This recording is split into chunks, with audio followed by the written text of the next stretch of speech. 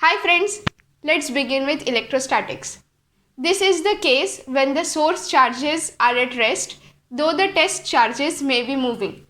That is, the electric field is independent of time. And charges at rest produce electric field. Let's say we have a charge plus q at this point and a charge capital Q at this point P, and the distance between them is given by r.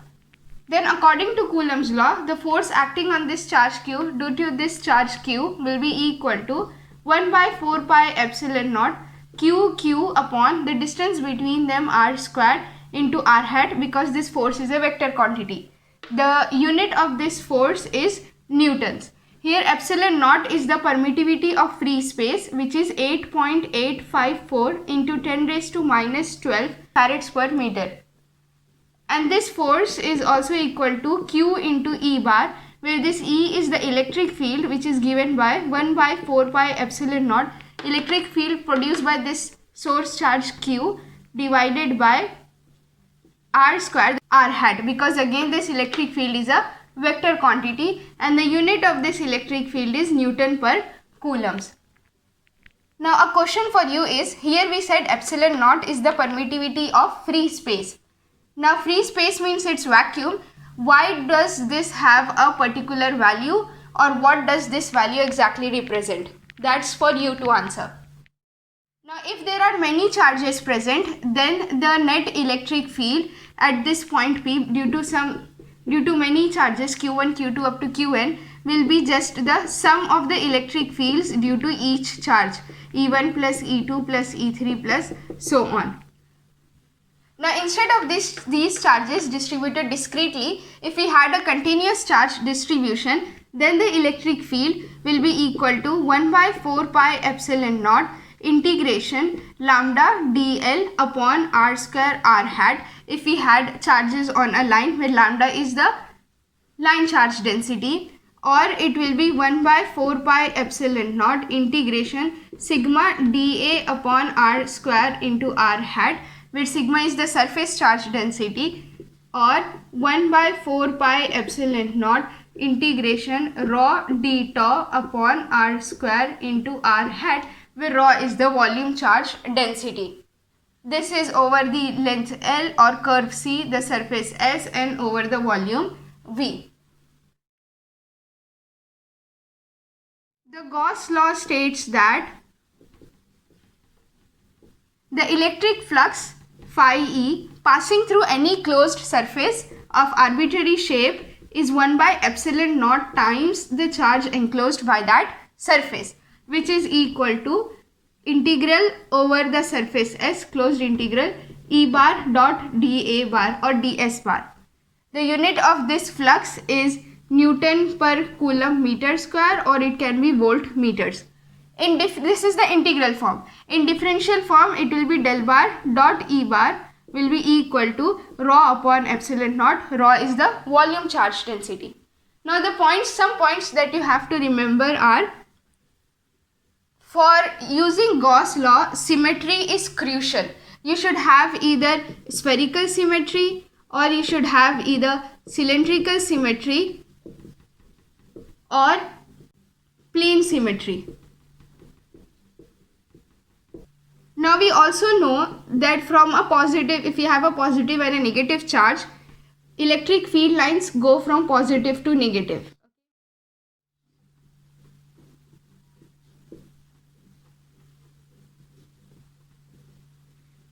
They do not form any closed loop, that is, they do not go from positive to negative and then come back from negative to positive. They do not form closed loops, therefore del cross E is equal to 0. And by using Stokes' theorem, we are having integration over the curve C, E bar dot dl bar is equal to 0. Neutral points are those points where the net force is equal to 0, or you can say the net electric field therefore will also be equal to 0. For example, let's say you have two positive charges which are separated by some distance d, then at d by 2 in the middle we'll have the electric field and the force will be equal to 0. or if you had a symmetric charge distribution across a square of, let's say, distance d, d, d and d, and at the corners you are having plus q, plus q, plus q and plus q, then in the middle where the two diagonals will intersect, at that point the force or the electric field will be equal to 0. And if in the questions we are asked to find the frequency of oscillation of a point charge, then first we will find the force, then we'll equate it with minus kx, where k is the spring constant, and from then after getting k, we'll find omega is equal to root k by m, and that will give us the angular frequency of oscillation of a point charge. And if you want to find the time period, then t will be equal to 2 pi root of m by k. We have to find the electric flux coming out through each phase. Case 1, let's take this case. If the charge is in the center of the cube and we want to find the electric flux coming out through each phase, then the entire flux phi will be nothing but phi total, that will be q upon epsilon naught, because the total charge enclosed is q. But through each phase, since there are 1, 2, 3, 4, 5, 6 phases, so the flux coming out through each phase will be q upon epsilon naught into 6, that is 1 by 6 times q upon epsilon naught. Case 2, if our charge is present at this corner. So here you have to remember that faces which are sharing the charge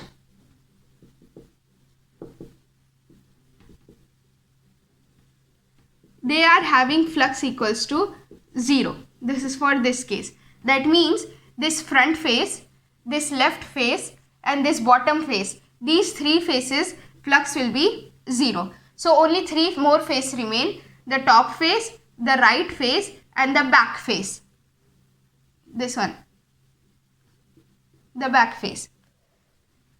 Here this charge q is only 1/8 of this charge q is present inside this cube. Therefore, the flux total coming out of this cube will be 1/8 of q upon epsilon naught. Because this charge, if you draw more boxes on all the other sides, we will see that this charge is shared between 8 different cubes. That's why I'll have 1/8 of q upon epsilon naught will be coming out of only this cube. Now out of this cube, we know here front face will have flux 0, left face has flux 0, bottom face has flux 0. So we are having only 3 more faces remaining. So the flux coming out of the top face or this right face or this back face will be equal to 1 by 3, because there are 3 faces now, into total 1/8 of q upon epsilon naught, which will be q upon 24 epsilon naught. Q upon 24 epsilon naught amount of flux will be coming out from the top face, from the right face and from the back face, because of this charge q which is present at this edge. Now if we consider this case, this q is present at the face center. There we can see that q enclosed in this, the q enclosed in this cube will be only equal to q by 2, because this charge is shared between 2 cubes. Therefore the total flux coming out of this cube will be equal to q upon 2 epsilon naught. In this case, this is present at one of the edges. So here this charge q is shared between 4 different cubes, and the q enclosed only in this cube will be equal to q by 4. Therefore the total flux coming out of this cube due to this charge q is equal to q by 4 into epsilon naught.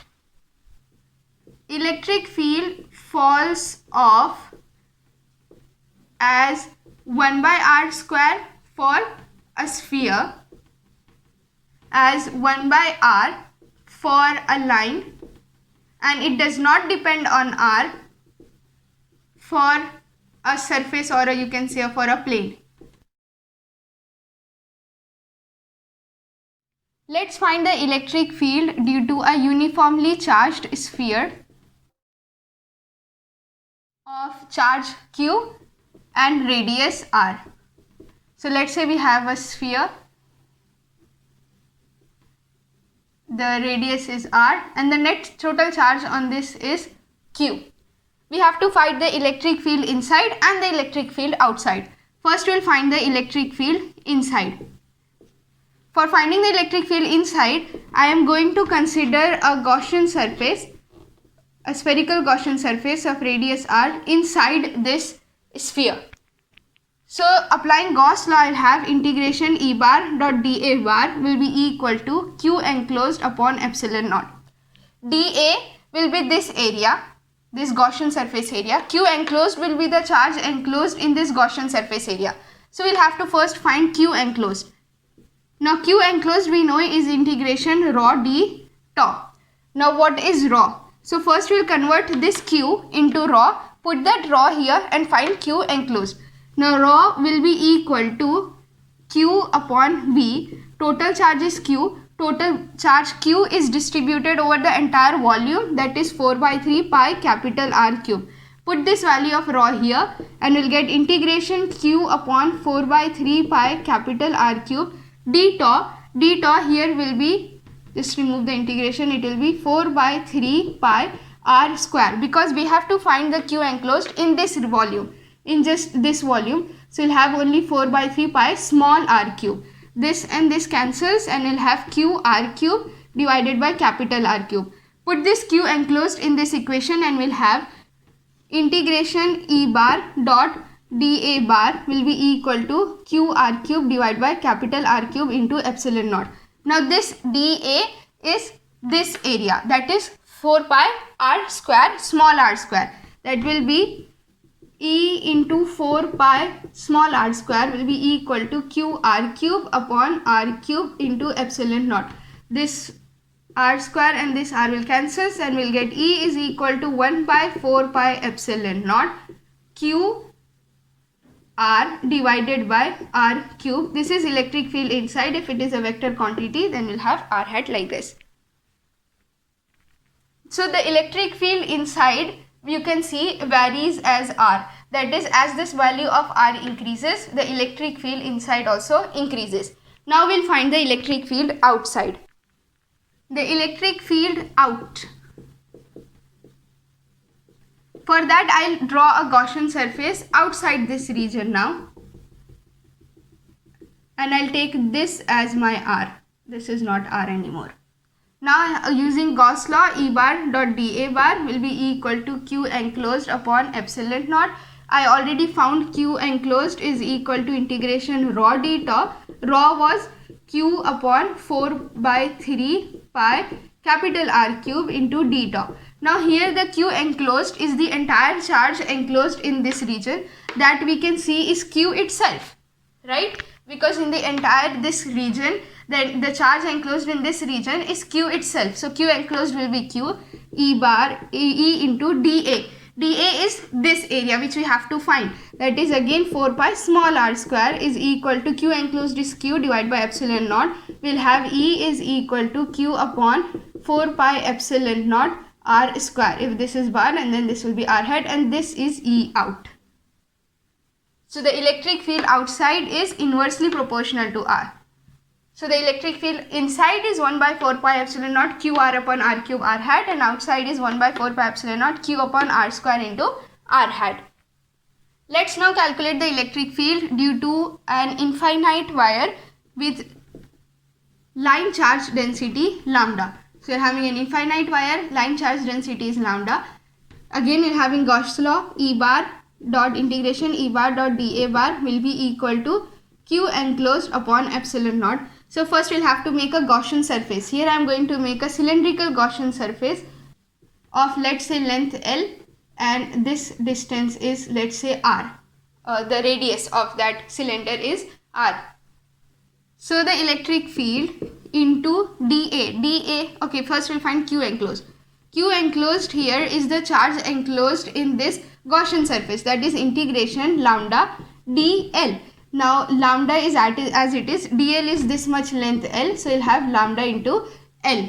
Now E into dA, this dA is this area, the curved surface area, because obviously from here if we are having the electric field the electric field here is upwards and area is in this direction, they both form 90 degrees. So here we'll have the flux will be 0 or from this side, and from this side it is like the area is like this and the electric field is like this, they both are 90 degrees. So E bar dot dA here is also 0. We have only the area due to the curved surface that remains. So area due to curved surface will be 2 pi RL is equal to lambda L divided by epsilon naught. L and L cancels out and we'll have E is equal to 1 by 2 pi epsilon naught R, and this is lambda. Lambda upon 2 pi epsilon naught R.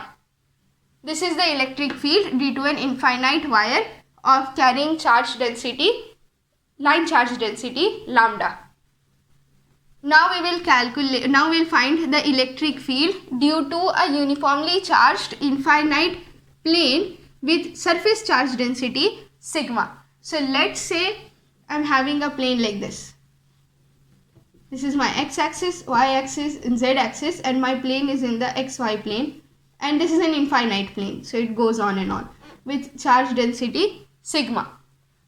So here we'll make, in the spherical case we made a spherical Gaussian surface, in the wire case we made a cylindrical Gaussian surface, in this plane case we are going to make a pillbox type of Gaussian surface.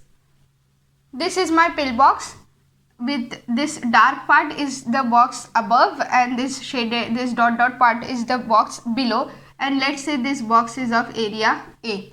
Now this is a Gaussian having a Gaussian surface. I'll use Gauss law.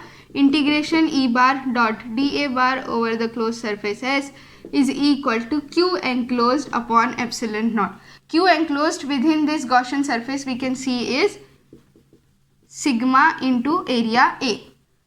Now this part will be, here the sides are again E and dA are perpendicular to each other, so the sides will not contribute anything. The contribution to electric field or to the flux will only be because of the top part and the bottom part. So now we have only the top and the bottom part that remains. So this integration E bar dot dA bar will be equal to E bar into area for the top part plus E into A for the bottom part, that will have 2EA. Therefore now put this and Q enclosed here will have 2EA will be equal to sigma A upon epsilon naught. A and A cancels, will have E is equal to sigma upon 2 epsilon naught will bar and will take n hat here. Sigma upon 2 epsilon naught n hat, where n hat is the vector which is pointing away from the surface. This will go up and here it will go down.